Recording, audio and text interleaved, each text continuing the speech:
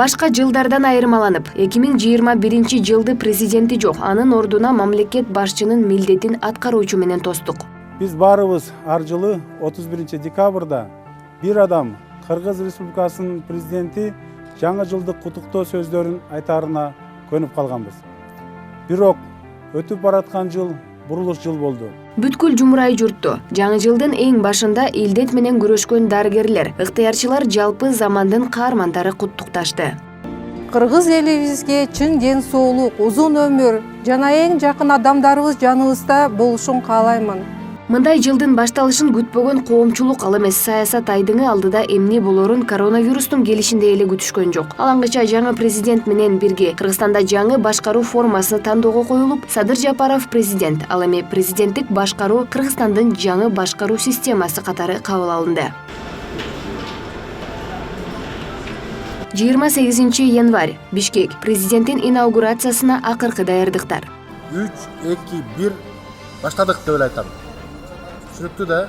Резиденциядан чуалган президенттик кортеж сыйлуу тамакка жасалгага каражат бөлүнгөн жок. Эң жөнөкөй бирок өтө маанилүү. Көзүнө жаш алган жаңы мамлекет башчы Кыргызстандын абалы кыйын учурда бийликке келгенин жакшы сезди. Мен Жапаров Садыр Нуркожоевич Кыргыз Республикасынын президентинин кызматына киришип жатып, Кудайдын жана элимдин алдында мамлекет башчысынын бейгарым Айтамын гана эй, атадан гана калган мурасты.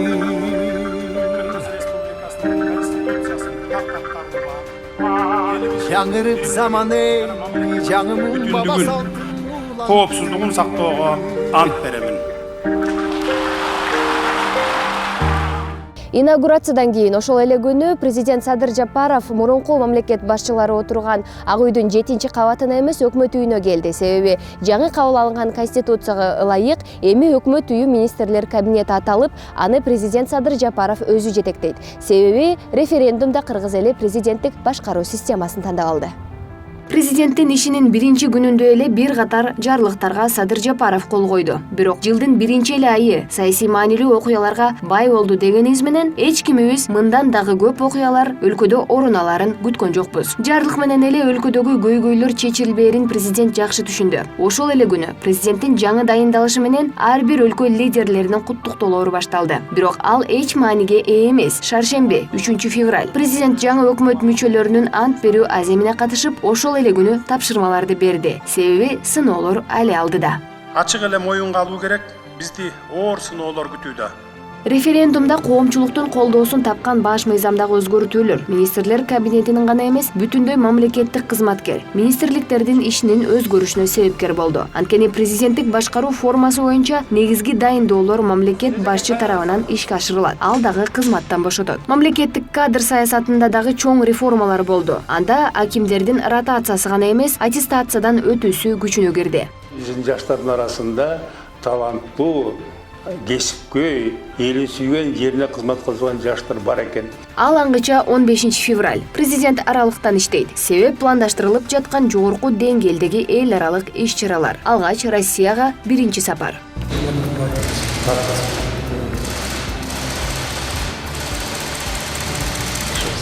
Аны улай эле мамлекет башчынын кошуна Казакстанга экинчи иш сапары орун алды.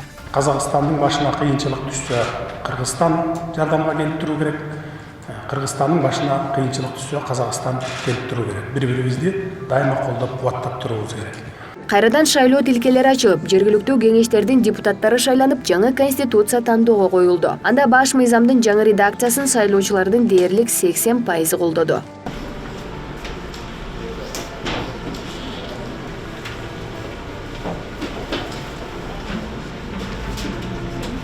Аңгыча апрелдин 29-у чек арадагы ок атышуу. Ички саясий процессти мыйзам талаасына түшүрүү менен бийлик алек болуп жаткан учурда тынч жаткан Баткен чек арасында чектеш айылдарда жашаган кыргыз элин Тажикстан тарап миномет менен аткылап чыр чыкты. Натыйжада 36 адам каза таап, 200гө жакын кыргызстандык жаракат алды. Тажиктердин бул агрессиясы головной суу бөлүштүрүүчү жайынан суунун шылтоосу менен башталган. Кыргыз-тажик чегарасында 36 кыргызстандыктын өмүрүн алган жаңжал дал ушул мен турган головной суу бөлүштүрүүчү жайында башталган.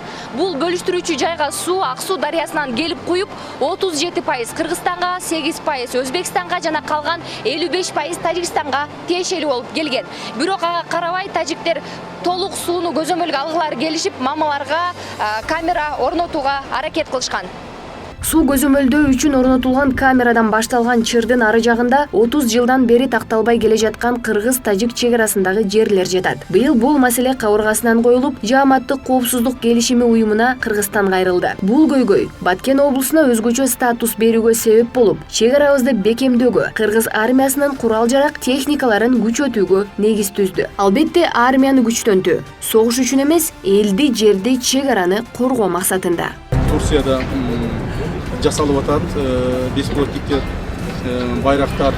Бул дүйнөдөгү мамлекеттерде 5 мамлекетте бар экен, мамлекет болот. Ошентип 1 май. Адатта бул күнү эмгекчилер күнү белгиленсе, анын ордуна кыргызстандыктар аза күттү. Бул чегара маселесинен кийин чектерди тактоо боюнча комиссия түзүлдү. Бирок бийлик бул 1 жылда чечилчү маселе эмес экендигин моюндады. Себеби учурунда бийлик башындагылар Кыргызстанга ылайык келбеген документтерге кол коюп салышкан.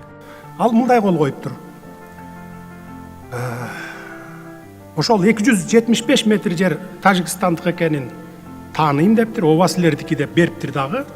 Бирок кайра 49 жылга бизге арендага берип тургула дептир, деп кол коюптур мына. Ошо менен ушул протокол менен 49 жылга арендага алгансыңар силер деп атат.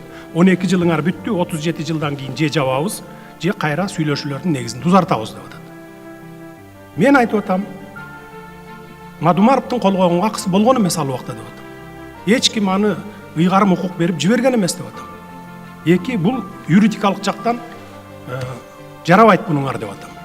Бул жылы чегара маселесинен тышкары жаңы кабыл алынган баш мыйзамдын негизинде өлкөдөгү ички эле эмес тышкы процесске жоопкерчилик президентке жүктөлдү. Ал эми жаңы баш мыйзамдагы өзгөртүүлөр тууралуу айта турган болсок, жаңы конституцияга ылайык президент аткаруу бийлигин жетектеп 2 мөөнөткө шайлануу мүмкүнчүлүгүнө ээ. Мыйзам демилгелөө укугуна жана башка ыйгарым укуктар дагы жүктөлдү. Албетте, быйылкы жыл кыргызстандыктардын эсинде бир канча шайлоолор менен эсте калат. Мына биз турган Борбордук шайлоо комиссиясынын имаратында ички Кыргызстандагы саясий процесстеги эң маанилүү маселелер кабыл алынды.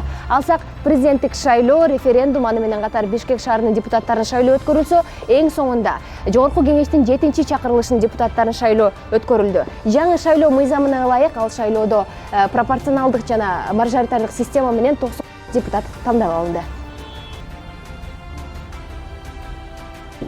Ал президент ошол мамлекет башчысы катары жеке эле мамлекет башчысы болбостон ал ошол адам укуктарынын жана эркиндиктеринин кепили катары дагы берилип жатат да.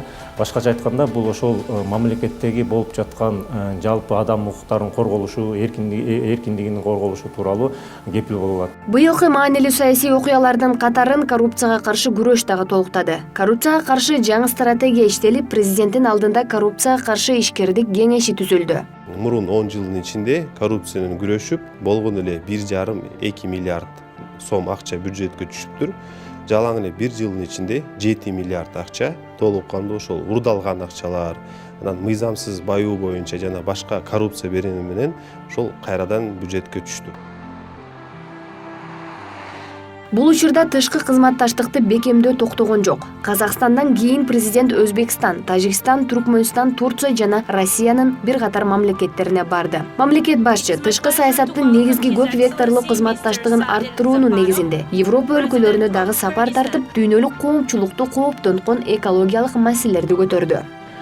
Климаттын өзгөрүүсүн басаңдатууга, глобалдык өнөктүккө, анын ичинде Кыргызстандын 2030 жылга чейинки улуттук аныкталган саясатынын алкагында жоопкерчиликтүү жана ар тараптуу катышууну улантабыз.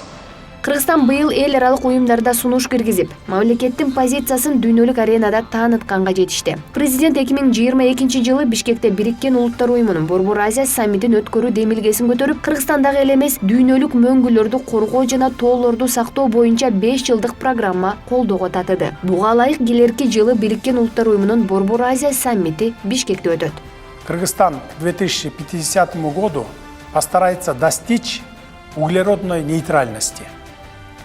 Кыргызская экономика постепенно зеленеет, в строй будет вводиться все больше безуглеродных источников энергии. Муну улай эле Бишкекте экономикалык форум өттү. Борбордук Азия мамлекеттери менен евро биримдикти бир аянтчага чогулткан бул алгачкы жолу өтүп жаткан экономикалык форумдун жүрүшүндө экология, жашыл экономика жана коронавирус пандемиясынын терс кесепеттеринен арылуу сындуу бир катар маселелер күн тартибине коюлду. Өнүккөн технологиялар бар. Биз ушул форумдун алкагында талкуулап, ушул өнүккөн инновациялык технологияларды Кыргызстанга алып келгенге аракет кылабыз. Форум эл аралык кызматташтыктарды айтканыбыз менен ички саясий процесс тандоолор менен жыйынтыкталып, баарынан сүйүнүчтүүсү. Жогорку кеңештин 6-чакырылышынын депутаттары кетип, ордуларына жаңы келген эл өкүлдөрү отурду.